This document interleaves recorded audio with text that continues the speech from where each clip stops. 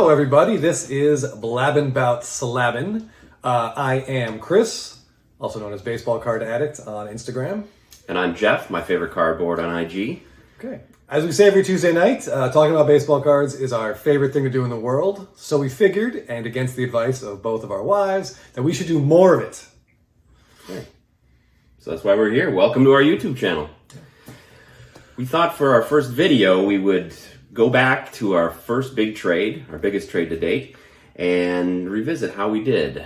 Yeah. All right, so I'll paint a quick picture. About a year ago, late spring, a younger Chris and Jeff were admiring their baseball card collection and realizing that we have a lot of like low-end and low mid-end stuff that we liked, but we were looking for a way to kind of take some of those cards and turn them into something bigger and better. Yeah, so we were doing that along the way, and then this deal presented itself. There was a guy who I met who was looking to trade a high-value Ronald Acuna Jr. card. It was something our attention was piqued. Yeah. We both enjoy collecting, and he was looking for $8,000 in trade value, and he wanted the usual suspects: Trout, Acuna, Soto, and he was looking for smaller cards that would be easier for him to sell. So we eventually came up with a deal, came to an agreement. Yeah. I mean, these are all players and cards that we really, really like.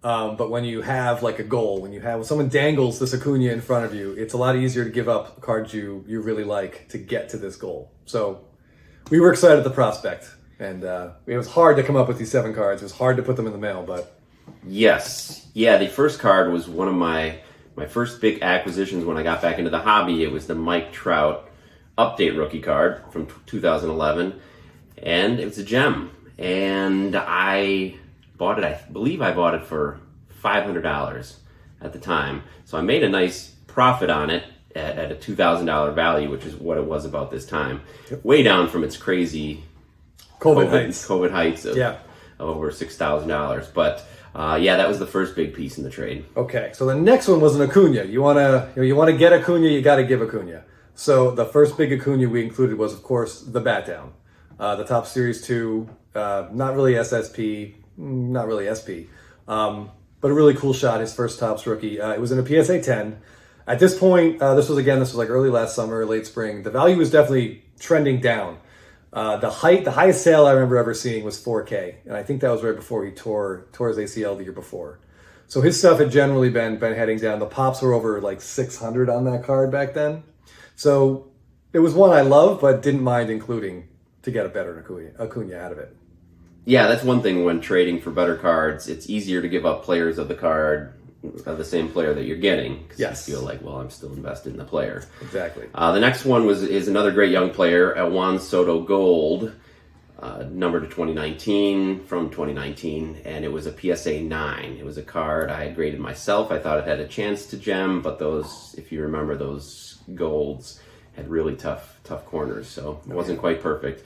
But that was another one, and at the time it was valued at about $1,000, though that value has also come down since then. Yes, and those are especially, I don't know why, but they're harder to give up when you sub a card yourself. Like, you get emotionally attached on this journey, which is probably something I should talk about in therapy more than on this video. This is therapy. And that's true. That's what I like to, that's certainly what I'm telling our divorce lawyer. All right, so the next card, it was another Acuna. It's a really great looking Acuna card. It was a PSA 10, but the pop on it was just getting out of control.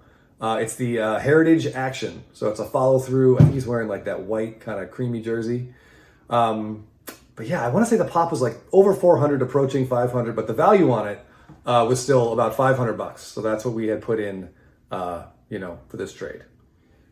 And then another Trout. It was a Trout Finest PSA 10, and that was another one that I didn't really want to give up, but the pop on that was climbing as well, and the value seemed to be steady or decreasing. So it was one we thought would be okay to put in the trade. And what was that? I think the value was about $1,000 at the time. Yeah. And we could talk for hours about the 2011 Finest set, but we'll get into that some other time. So let's see. The next card was the biggest Soto, I think, in the trade, which was his Bowman's Best auto. in a PSA 10, and we On-card. On-card auto. We know Soto's weird. He does not have a ton of on-card autos. The best ones it's probably Heritage, and then the Bowman's Best. This was in a PSA 10, and at the time, this card was selling for close to $2,000. I think it actually went up a little bit after we made this trade, and it's certainly come down a hefty way. The trade value we got on this, I want to say, was $1,850, give or take, and the last sale I saw on eBay right now is about $770. So that thing has been a journey. The pop is over 100 in PSA 10s. It's a beautiful card, but we'll see what happens in the future. Yeah, that's a big drop on that one. Oh, yeah. And the final card was a smaller Trout. It was a Trout Bowman Platinum 2010 prospect card. And this is one I got in a trade also, and miraculously it gemmed when I sent it into PSA. A lot of silver on that card, and at the time it was about a $500-$600 card. And now that's been cut in half. Last sales were roughly $275, $300 as well. So those were the 7 cards that we gave up in our trade. Yes, we had a nice dinner with them to say goodbye. I think we had a final night together. We really spent some quality time. Carefully. Yes, and yeah. So those 7 cards totaled about $8,000. And yeah, so it was drum roll. We got ourselves a really big Acuna out of it. And here is the card that we obtained. It is the Independence Day parallel from 2018 update. By far the best Independence Day parallels Topps has ever made. Numbered 276. It's got the red and blue background, the stars and stripes. They knocked this parallel out of the park. They've gotten real cheap on it lately with just a white border with some red stars. But back in 2018, man, these things are gorgeous. It's like just a fantastic card and a really, really tough grade. So looking back at it, the value of the cards we traded, as we mentioned, on most has come down. The Trouts are holding a little more steady, the higher end Trouts, but what is our total value now? At the time we were right about $8,000. I think it was about $7,900 was the number we agreed on. And we looked at recent comps on all these, and we are generally speaking about $5,300 right now. So it's down, what's that, about 35%, give or take. I'm doing math quick in my head, so it's probably way off. But it's down about $3,000, put it that way. All right, and what about the Acuna? So the Acuna is extremely difficult to get a value on. The comp we used, or the seller was using, the trader was using at the time, was for a BGS 9, which sold in May of 2022 for $5,000. There has been one sale of this card that we could find, and it's also a BGS 9. And it was about a couple weeks ago, and it sold for $2,200. So the 9s have definitely come down. I would guess that the 9.5, if you look at the percentages, it's probably right about at $5,000. So honestly, I think this trade is still a wash. I think it's still even for both sides.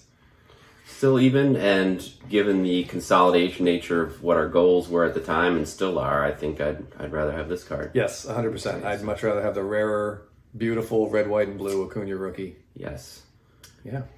So we'll see how this trade works out as the season progresses. I think Acuna and Soto are both undervalued right now. Yeah. Both in great positions to have a big season.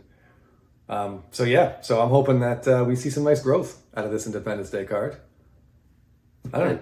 Yeah, and thank you for checking out our YouTube channel. Please look below, and you can see we moved some of the Blabbin Bout Slabbin recordings that we did on IG Live over here, and we hope to have more stuff up soon. So, thank you. Jeff learned to edit out all the weirdness, me kind of awkwardly staring into the camera. He was able trying. to.